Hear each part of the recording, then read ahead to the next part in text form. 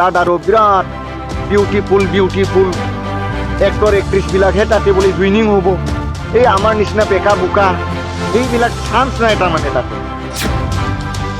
দেখাই পাইছে দেখোন আপোনালোকে, তাতে সিদিনাটো মিডিয়াত কৈছে কিমান বিউটিফুল এক্ট্ৰেছবিলাকে আমাৰ তাত জুইন হ'ব। তেতিয়াহ'লে যিবিলাকৰ ইয়াত দাগ থাকে কিবা থাকে তেওঁলোকে একদম 5,000ত লাগি কষ্ট কৰি বিউটি পাৰ্লাৰত সোমাই মেকআপ কৰি যায় হ'লেও চুলিটো কাৰেণ্টৰ লগত টানি হ'লেও এইবিলাক ডেং এনেকুৱা কৰি হ'লেও চাফা কৰি পালে তাতে দিলেহে বিজ্ঞাপন ল'ব। যিটো কথা আমি সেইটো কি কথা, আচৰিত কথা। ভোটটো কিবা বিউটিফুল কিবা বেয়া এইটো কিবা চিন আছে নেকি? ভোটে কিমান তললৈ নামি যায়। আজি যদি ৰাতিপুৱা UPPL যদি যোগদান কৰে, দুপৰীয়া আকৌ বিজেপিত যোগদান কৰিব। দুপৰীয়া যদি যোগদান কৰে আৰু সন্ধিয়া আকৌ বিজেপিত যোগদান কৰিব। ডেডলাইন মানে মই বুজি পোৱা নাই। ডেডলাইন কি, কোনে ডেডলাইন দিছে, কিহৰ ডেডলাইন দিছে? BPF দিছে মানে এতিয়া জইনিং কৰিবৰ কাৰণে তেখেতৰ সোনকালে আহিব লাগে, 27 তাৰিখৰ আগতে জইন হ'ব লাগে। তাৰমানে UPPL দলত 27 তাৰিখৰ ভিতৰতে যাব লাগে। BPF দলত 27 তাৰিখৰ ভিতৰতে জইন হ'ব লাগে আৰু, নহয় জানো তেওঁলোকৰ মতে? নহ'লে তাৰমানে ডেডলাইন দিছে তেওঁলোকে, তাৰ পৰা নলয় আৰু নেকি? জাগা নাপায়। এইটো ৰাজনৈতিক বা পলিটিক্সৰ ভাল এটা জ্ঞান থকা বা পলিটিক্সত বা যিটো ৰাজনৈতিক দলতে নাথাকক কিয়, সি নিজৰ ৰাজনৈতিক দলৰ যদি ভালৰ কাৰণে যদি চিন্তা কৰা ব্যক্তি হয়, নিজৰ ৰাজনৈতিক দলক যদি শক্তিশালী কৰাৰ কাৰণে যদি চিন্তা কৰা এজন যদি ভাল যদি ৰাজনৈতিক লিডাৰ হয়, সেই নিচিনা ব্যক্তি বা লিডাৰৰ মুখত সেই কথাটো কোনোদিন আমি শুনিবলৈ পাব নালাগে। নম্বৰ 1 সেইটো দেই। কোনটো ৰাজনৈতিক দলত ডেডলাইন বান্ধি দিয়ে? ডেডলাইন বান্ধি দি ফালে নিজকে বিৰাট ডাঙৰ ৰাজনৈতিক নেতা বা ৰাজনৈতিক বিশ্লেষক হিচাপে প্ৰমাণিত দিব বিচাৰিছে নেকি? যেনিবা সেইটো হ'ল বেংৰা, নিজে মানে ৰাজনৈতিকত একো নাজানা এটা ভাওহে তেওঁ দেখুওৱা হৈছে ৰাইজৰ মাজত। কাৰণ ৰাজনৈতিকটো কাৰো পাৰ্মানেণ্ট বস্তু নহয়। আজি যিসকল ব্যক্তিয়ে আজি ডেডলাইন দিয়াৰ কথা কৈছে, হয়তো তেওঁলোকে কালি পৰহি সলাবওতো পাৰে না, দল সলাবওতো পাৰে, হয় না নহয়?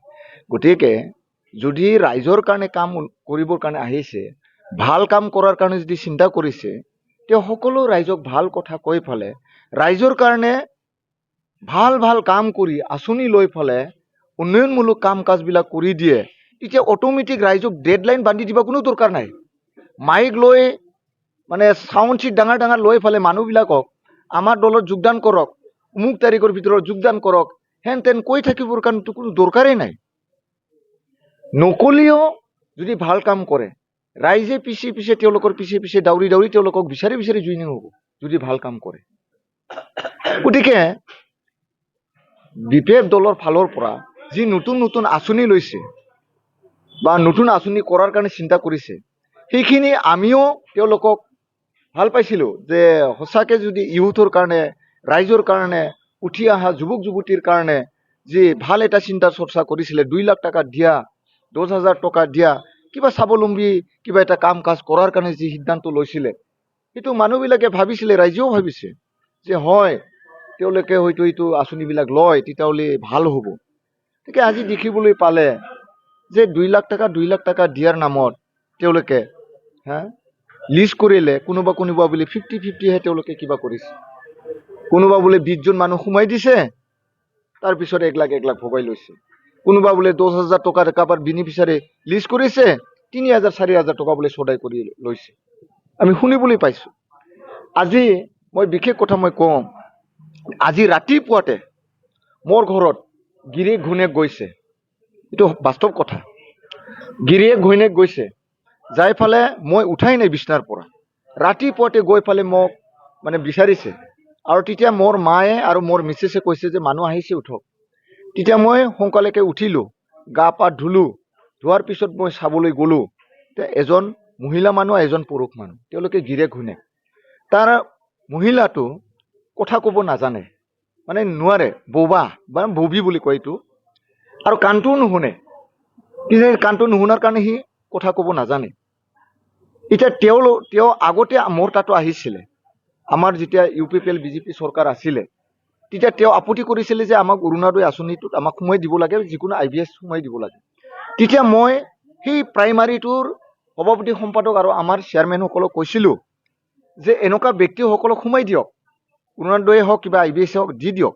আৰু সেই মৰ্মে আমাৰ প্ৰাইমাৰী কৰ্মীবিলাকে তেওঁলোকক সোমাই দিছিল। তেওঁলোকে আজি মোৰ ওচৰত আহি কান্দিছে যে মোৰ অৰুণোদয়টো নোসোমাই আজি মানে 2 মাহ হ'ল, 3 মাহ হ'ল, এতিয়া পইচাটো নোসোমাই ৰ। কিয় ছাৰ, মোৰটো বোলে কাটি দিলে। আচৰিত পাইছো, সি কান্দি কান্দি কৈছে যে আমি ইমান দুখীয়া পৰিয়াল, আমাৰটো কিয় কাটি দিব লাগে। মই ক'লো কোনে কাটিলে? BPF গীটাই কাটি দিছে বুলি সোমাই দিলে। আমাৰটো যেতিয়া ডকুমেণ্টছ নতুনকৈ ল'বলৈ আহিছিলে BPFৰ চেয়াৰমেনসকলে আমাৰ ডকুমেণ্টছটো নিদিলে। আপোনালোকে UPPL কৰিছে, কাৰোবাক বোলে কৈছে BJP কৰিছে, আপোনালোকে নাপায় আৰু এনেকুৱা বুলি তেওঁলোকক কৈছে বুলি। কিমান দুখজনক কথা।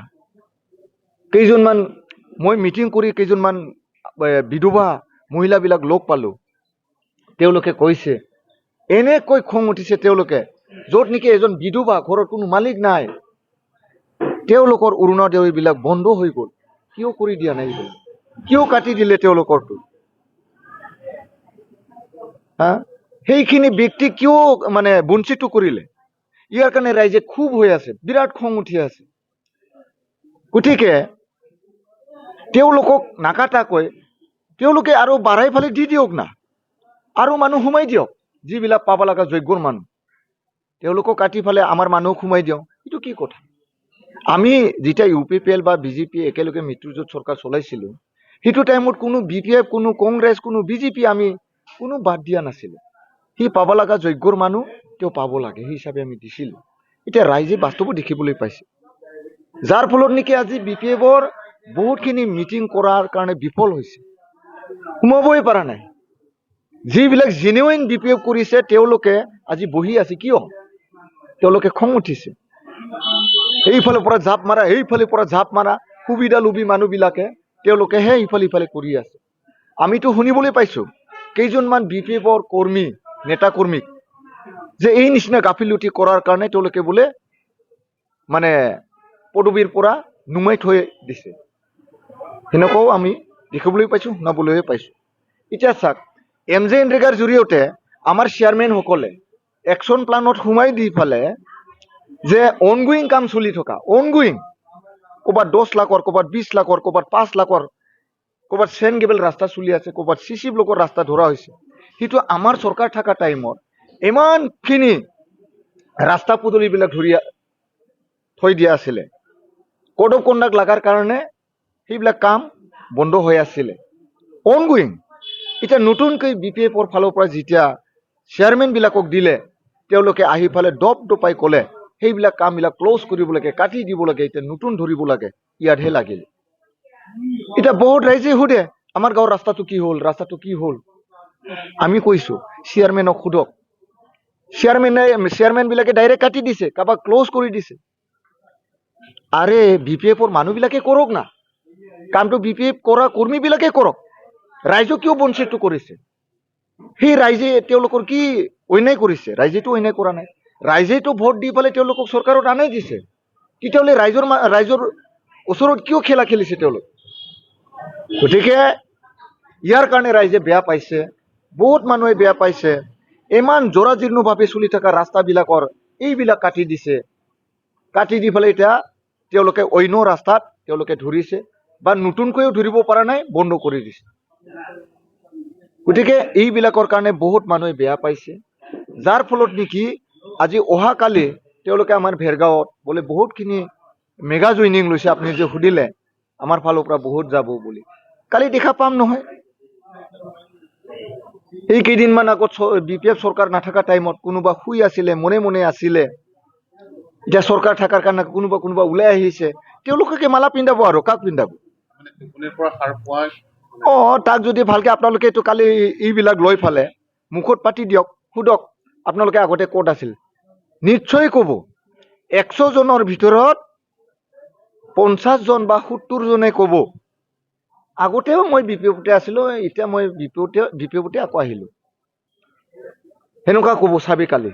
এইটো আপোনালোকে ঠিক হৈ থাকক মানে কালি বিপিএফ কৰা মানুহে বিপিএফ কৰি আছে। হয়, মানে তেওঁলোকে মনে মনে আছিলে, ভোটাৰ হয় BPF-ৰ, তেওঁলোকে আকৌ নতুনকৈ গামোচা পিন্ধিব, সিহঁতেও নাজানে সি আমাৰ লগত আছিল না নাই, মনত নাই ৰ তেওঁলোকেও 5 বছৰ শুই থাকিল না, মনত নাই সি আমাৰ আছিল না, ক'ত দিছিল না, ক'ত দিয়া নাই, মনতে নাই। সেইকেইটা মানুহে আকৌ তাতে কালি গামোচা পিন্ধিব, আৰু তেওঁলোকেও অলপ দেখাব লাগিব, মেণ্ডেটটো দেখাব লাগিব হাগ্ৰামা মহিলাৰী ডাঙৰীয়া।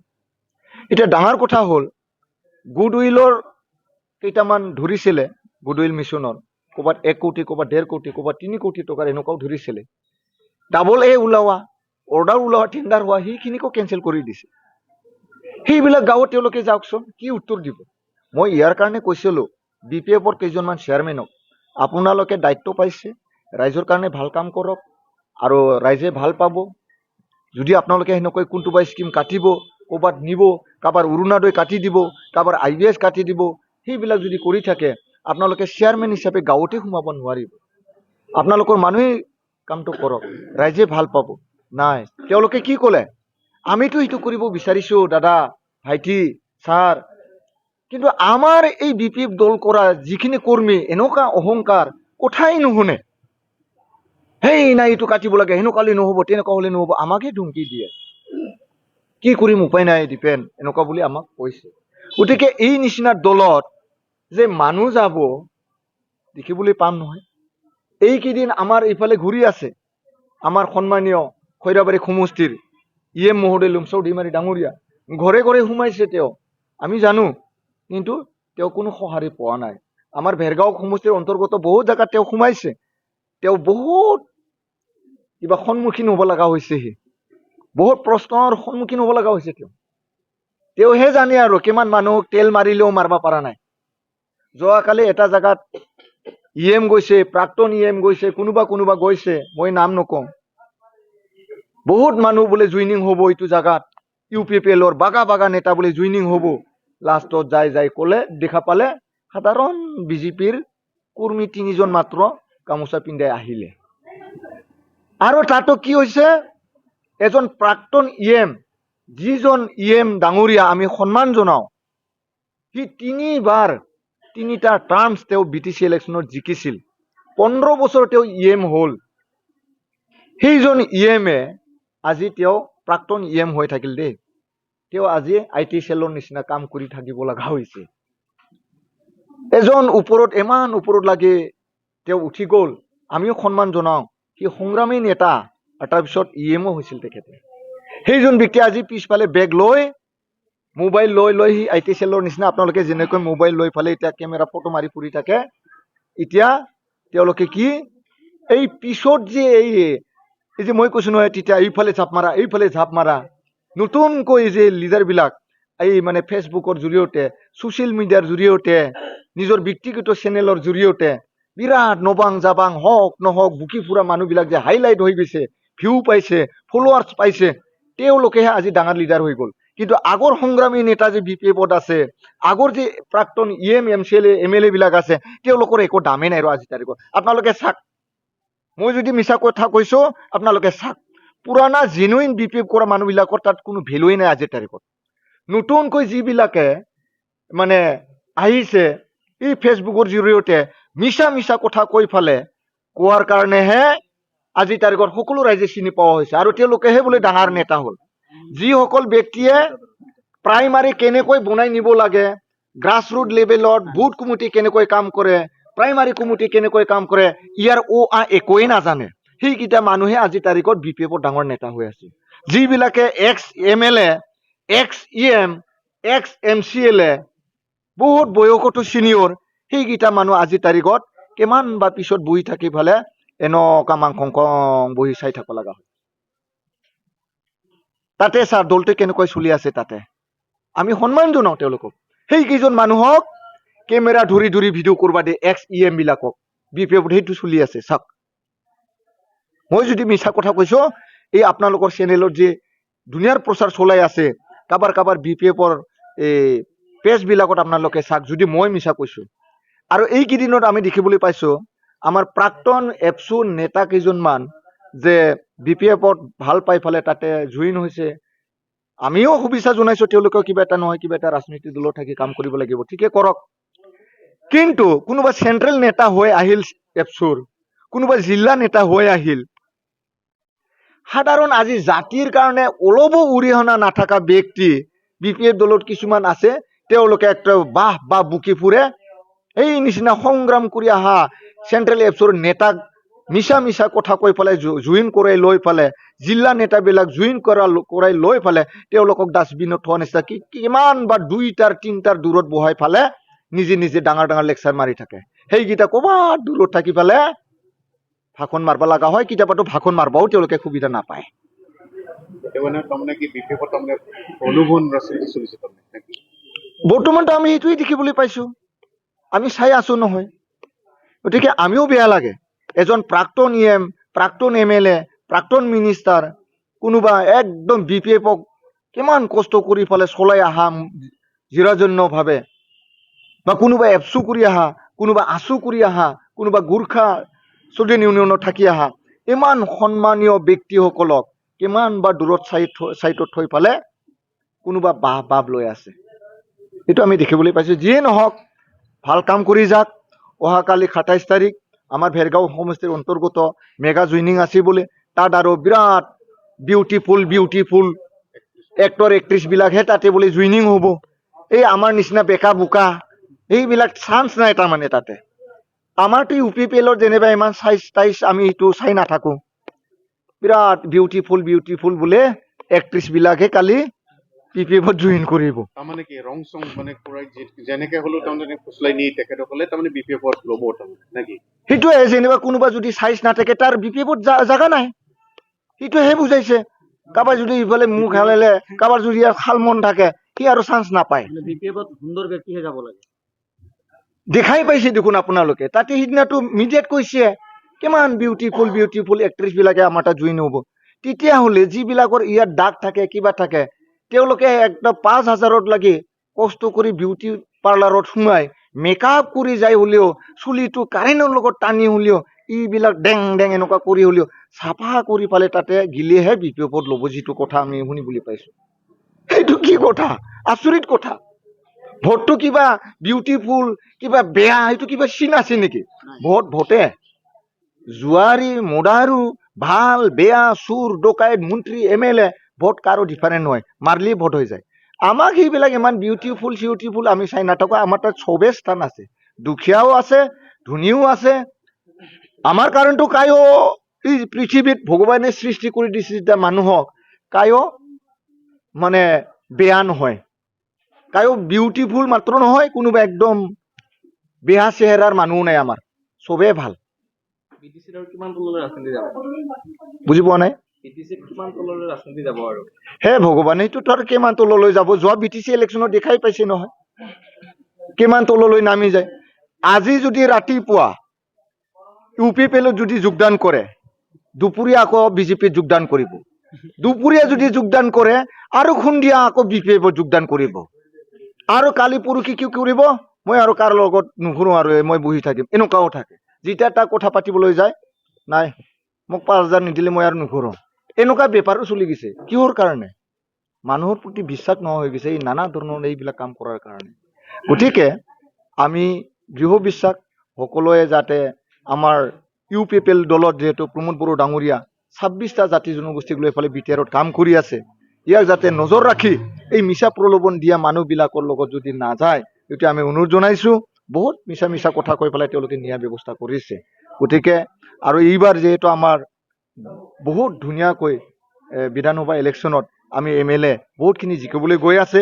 যিবিলাকে অসম্ভৱ বুলি ভাবিছে, আপোনালোকে মে মাহৰ 4 তাৰিখৰ আপোনালোকে ৰিজাল্টটো পাব। সঁচাকৈ আচৰিত হ'ব লগা হ'ল, BTCত BPFে আচৰিত আমাক দেখুৱাইছিলে, UPPL হিচাপে এইবাৰো মে মাহৰ 4 তাৰিখে আচৰিত উল্টা বিপৰীত ৰিজাল্ট দিবলৈ গৈ আছে। মাত্ৰ আপোনালোকে অপেক্ষা কৰক, আৰু আপোনালোকে এই চেনেলটো লৈ পেলাই আৰু যিমান চেনেল আছে মোৰ ওচৰত সেইদিনাৰ ৰাতি 4 তাৰিখে ৰাতি 7টা-8টা বজাত আহি যাবি। ইয়াৰ উত্তৰটো মই ধুনীয়াকে দি দিম, আপোনালোকে ধুনীয়াকে এইটো পাবলৈ সক্ষম হ'ব।